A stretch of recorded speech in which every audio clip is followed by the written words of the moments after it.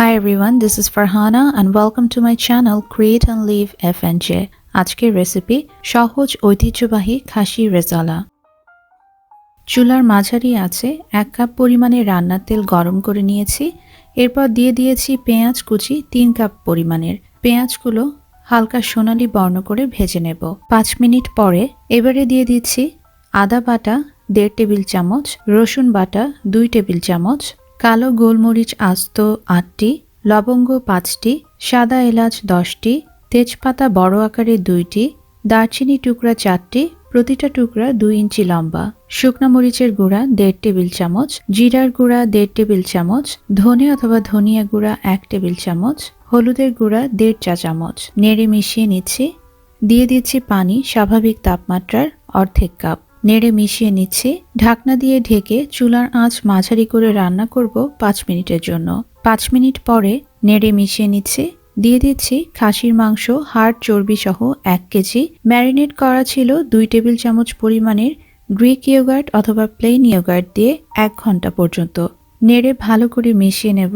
চুলার মাঝারি ও সর্বোচ্চ আঁচের মাঝামাঝি করে ঢাকনা দিয়ে ঢেকে রান্না করব 15 মিনিটের জন্য। 15 মিনিট পরে মাংস হাড় চর্বি থেকে অনেকটা পানি বেরিয়ে এসেছে। ভালো করে নেড়ে মিশিয়ে নেব।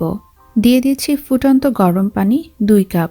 চুলার আঁচ মাঝারি এবং সর্বনিম্নের মাঝামাঝি করে ঢাকনা দিয়ে ঢেকে রান্না করব যতক্ষণ না মাংস অর্ধেকের বেশি সিদ্ধ হয়ে যায়। 40 মিনিট পরে এবারে দিয়ে দিচ্ছি কিশমিশ অথবা কিশমিশ 1/2 টেবিল চামচ, পেঁয়াজ বেরেস্তা 2 টেবিল চামচ, গোলাপ জল অথবা গোলাপ পানি 1 টেবিল চামচ, লবণ 3 চা চামচ, চিনি 1 চা চামচ।